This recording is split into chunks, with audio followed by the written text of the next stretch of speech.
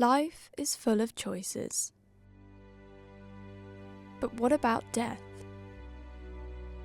Assisted dying is illegal in England under the 1961 Suicide Act. But that could be about to change. My name's Jecs Davies, and in the run-up to a historic vote on assisted dying, I'm hearing both sides of the debate that's dividing the nation. What do we want? Assisted dying! When do we want it? Now! What do we want? Assisted dying! When do we want it? Now! In October 2024, Labour MP Kim Leadbeater's Assisted Dying Bill had its first reading in Parliament. Ahead of the second reading, I'm speaking to key figures in campaign groups for and against the bill. Bob Rayner is the leader of Bournemouth's Dignity in Dying group. For us, it's about providing a legal basis for people to have a choice about how they want their end-of-life experience to be. At the moment, when people are seriously ill at the end of a terminal diagnosis, they depend on palliative care. Very often that works really well. Hospice people are fantastic. But there are limits to the degree to which palliative care can help them. Many of the Dignity in Dying campaigners are concerned with people taking their own lives when they're suffering from a terminal illness. 650 people a year in the UK commit suicide in their final days because they can't cope with the reality of what the rest of their life's going to be like. And there are 2,000 a year people try to commit suicide and fail. Another member of the group, Jackie Stewart, joined after the traumatic experience of her mother Elsie's battle with breast cancer. One of her symptoms was that she felt, at best, nauseous every day.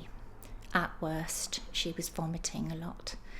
So I would just ask anybody to imagine, can you imagine how awful it would be to feel nauseous every day of your life, or be vomiting for half of the day for 7 months straight with no respite?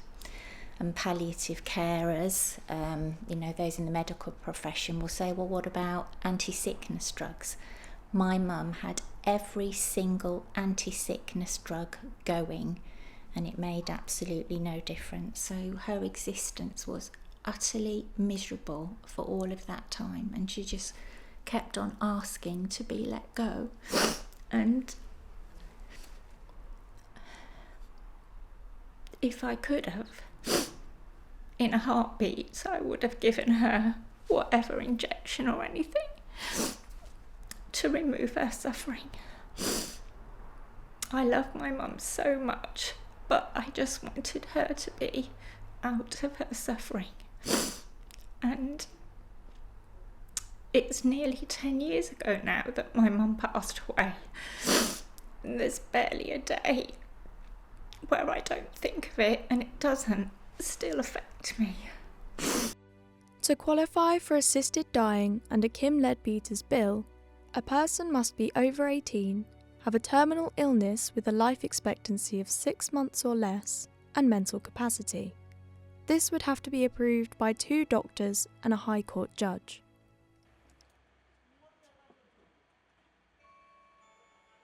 There are several groups opposed to assisted dying. Alistair Thompson is part of an alliance called Care Not Killing, as he believes that the criteria will grow out of control.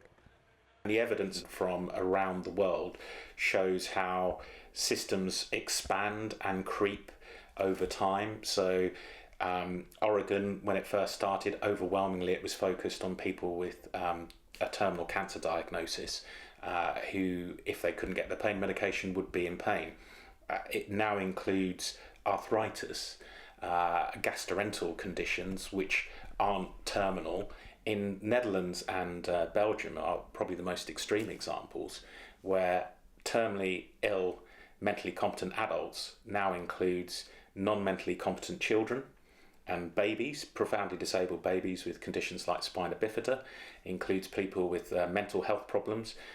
Indeed, recently we saw a medic who was being prosecuted because they euthanized Alzheimer's patient, but at the end She was asked 3 times about whether she wanted to die, and on 3 occasions she said no. They still held her down and administered the poison.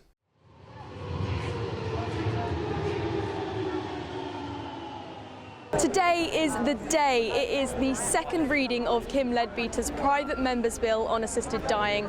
Westminster is populated with several groups, both for and against the bill. Behind me you can see demonstrators from Dignity and Dying, and just opposite across the gardens we have demonstrators from groups like Care Not Killing, Not Dead Yet and Christian Concern.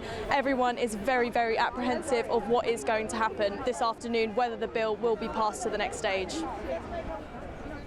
Rob Smith was diagnosed with terminal lung cancer at the age of 39.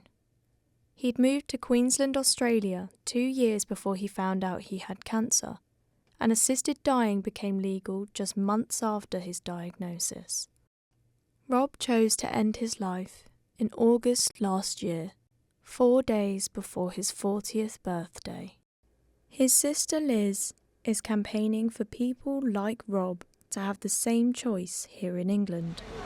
For Rob, it made a massive difference knowing he had the choice, and just because he was pursuing assisted dying didn't mean that he was not having treatment. He was having chemo, immunotherapy, he was looking for trials, he wanted to live, his family wanted to live, he's got 2 young sons.